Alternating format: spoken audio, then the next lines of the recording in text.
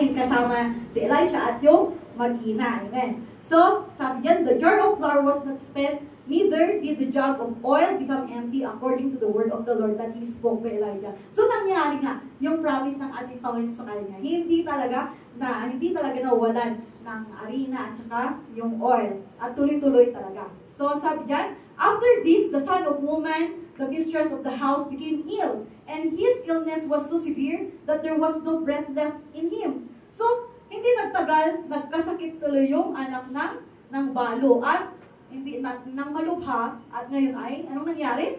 Namatay. Ayan. So, namatay yung anak ng balo. And she said to Elijah, "What have you against me, O man of God? You have come to me to bring my sin to remembrance and to cause the death of my son." So, sabi niya,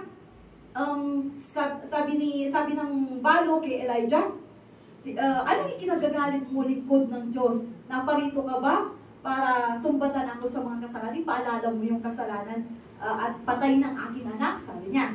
So sa 19, and he said to her, "Give me your son," and took him from her arms and carried him up into the upper chamber where he lodged and laid him on his own bed. So sabi ni Elijah, "Akin na yung anak mo," sabi niya. At inakyat niya doon sa silid na kung saan natutulog si Elijah.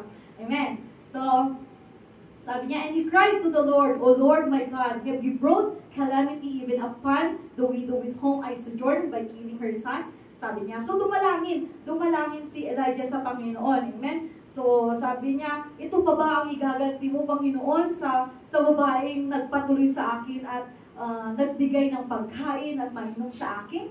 Sabi niya. So 21, then he stretched himself upon the child 3 times and cried to the Lord, "O Lord my God, let this child's life come into him again." So dumalangin ngayon si Elijah at sabi niya, Yahweh, aking Diyos, hinihiling ko po na maaring ibalik niyo po yung buhay ng anak ng balo na ito, sabi niya. So anong nangyari?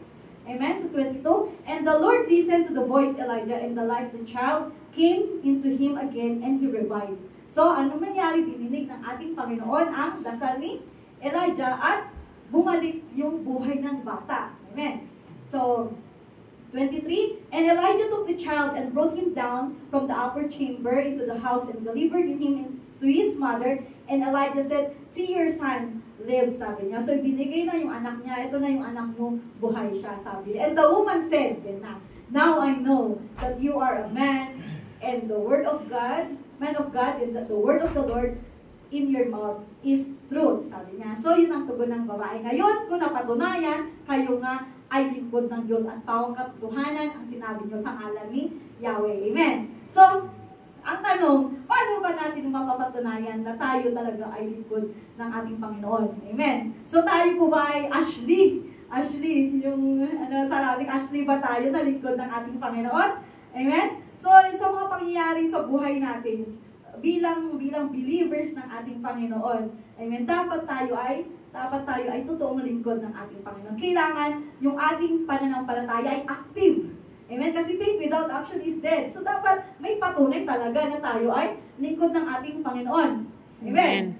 Amen po ba? Amen. So gaya ng ginto nga. Gaya ng ginto, pinadadaan siya sa apoy para makita kung talagang totoo itong ginto. Amen? Na talagang kung dalisay ba talaga. So, may mga tao na magaling tumilatis ng ginto, yung mga nagtitinda, mga nagbebenta. So, sa labas pa lang, alam na nila kung gold-plated, amen, kung coated lang yan, or totoong ginto, malalaman na yung mga magagaling sa ginto. Amen po ba? So, tayo po ba ay gold-plated Christian? Or totoong lingkod ng ating Panginoon? Parang seryoso tayo so tayo ba ay gold-plated or tayo ay totoong Kristiyano? Kasi kailangan hindi lang tayo sa puso. Amen? Kailangan nakikita ang ating pagka-Kristiyano. Hindi lang sa labas, kundi sa puso at yan ay lumalabas. Amen? Kasi kailangan kailangan mapatunayan sa mga buhay natin yung pagiging totoong Kristiyano. Amen? Amen. So hindi lang sa dami na alam natin na mga verses, mga ganun. Kasi kahit si Satan, memorize na niya ang Holy Bible. Amen. At ang demonyo, nananampalataya din at nangangatal. Amen. Kaso hindi sila sumusunod sa ating Panginoon. Walang patunay Amen. So dapat tayo na mga Christian ay dapat totoong lingkod ng ating Panginoon. Amen. Amen.